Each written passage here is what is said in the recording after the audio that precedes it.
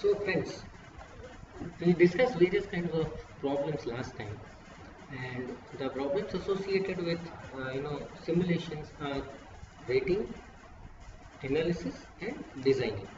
So rating problem is one wherein we provide all input information, we provide all the information related to units, and we decide the output.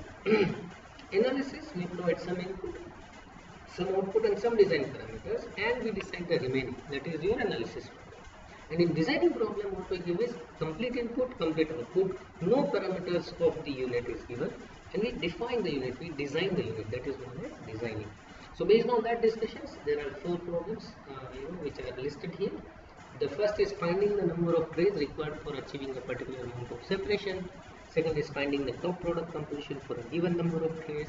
Third is varying the reflex ratio and finding the number of trays for obtaining a given separation, or maybe obtaining a given separation by varying the number of trays.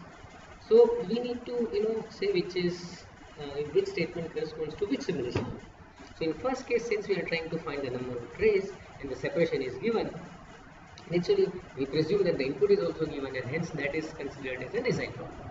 In the second line, we have got finding the top product composition for a given number of trays. So now it is exactly opposite of it. We have to find the unit, and we go to get is an output. So input is again given, unit is given, and we define output. So that is a rating problem.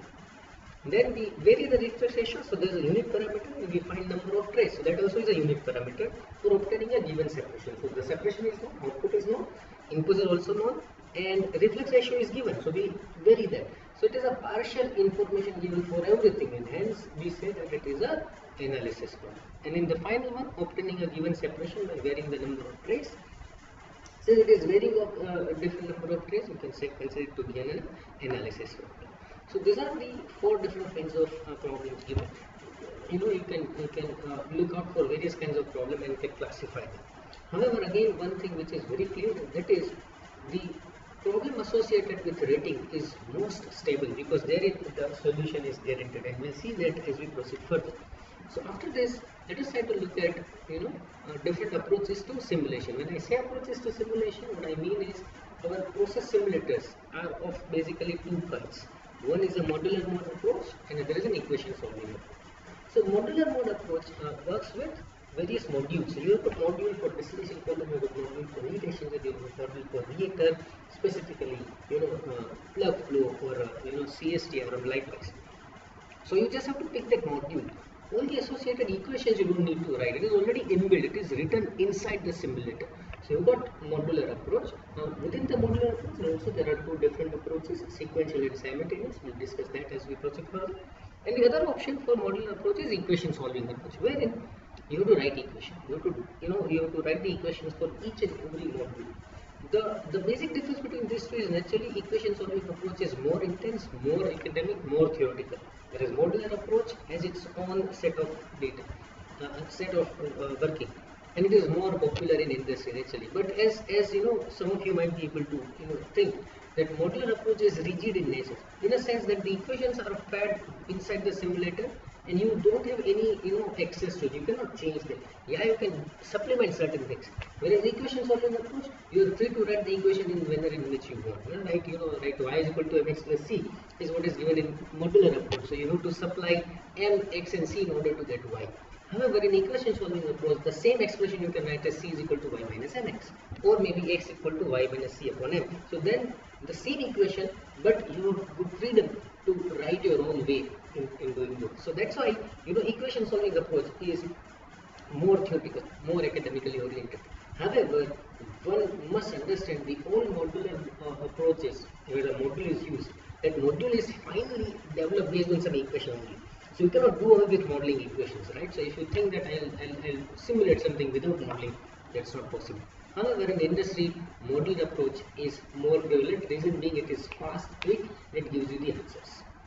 Modular approach, as I told you, are having further two classifications. Sequential approach, which again is very widely used in industry, is you just keep on simulating piece by piece. So you got, say for example, 4 unit operations, 1, 2, 3, 4. The first will be simulated first. The output of first will be the input to the second, and hence the second will only be simulated in sequence. third after second, fourth after third. So there will be sequence 1, 2, 3, 4. So that is what is called as a sequential approach. It is output of one is input to another.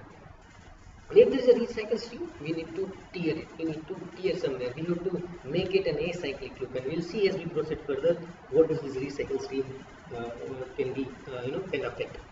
The other approach, or modular approach, is simultaneous modular approach, which is a bit computationally intense compared to sequential approach, wherein you have to write the relation between the outputs and inputs. So there is a linear model developed between each output values as a linear combination of all input values. So you have to write those equations, and all the models are solved simultaneously. So if it is 1, 2, 3, 4, all the 4s are solved simultaneously.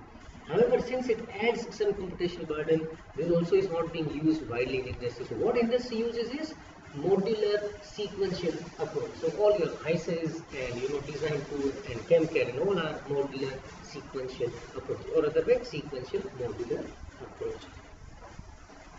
What information do we need in order to solve a problem using a sequential modular approach or a modular approach, or maybe a simulator?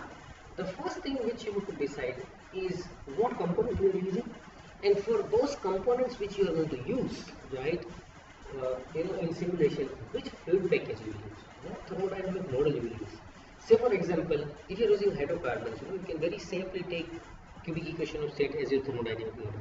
However, if you are using something like as alcohol, which are polar compounds, you cannot very easily take cubic equation of states. Equation of state are not found to be good for polar systems, alcoholic systems, and hence you try to avoid that. However, when you take VOS for alcohol, it doesn't mean that simulation will not give you result, but it may give you a warning message that this simulation may not be accurate as you want. So choosing a proper thermodynamic model for the given set of system is very important in simulation, because if you don't properly select it, right, the simulation results may not be trustworthy. You have to decide that, and no one other than a person who is simulating the system can decide on thermodynamic model.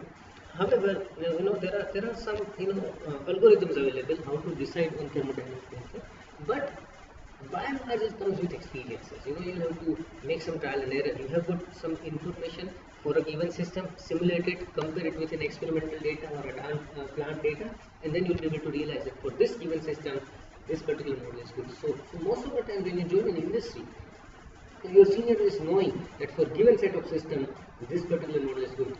Take those inputs, it will help you. Don't just randomly try to do any particular model and try to get an answer. So fluid package selection is very important. Next is, what are your unit operations? So you have to add those unit operations into it. And if there are any specific conditions required, like you want the temperature to not go beyond this, you want this many number of compressor, or you want this particular amount of vapor in a specific stream, or you don't want to go beyond a specific reflux ratio. All those conditions, all those specifications should be listed in front of you, because when you want to simulate, you don't want to violate them. Because if you violate them, it doesn't make any sense to get any particular answer. And because of those specifications, sometimes the certain design concerns comes into the picture, and you have to you must have to consider those specifications in your mind when you simulate it. Based on this, I just would like to give you an idea about what this is typically a S1IC's environment. When you have got this is your fluid package, your common package equation of state, and all those things. Sometimes some of the particular compound are not available in the system. You have to define a hypo compounds. So these are your hypo groups. How do you define that? We can discuss this maybe sometime later. If you are having one environment, this is SA and blank. So this is your basis environment. This is where you decide the components, fluid package. This enters to the simulation environment. We can discuss this again after maybe some videos. You define your stream, you define your unit operations and everything. There might be some subflow sheets, and you decide, you simulate this, and what is generated is an output. So basic environment and the simulation environment continuously keeps on interacting with each other, because this gives information to this, and this requires information from this, and some of the temperature pressure goes back to this, which calculates the property and comes back to this. So this interaction is continuous during this course of simulation. So this is typically S1IC's environment, and we can discuss again when we talk more about modular approach.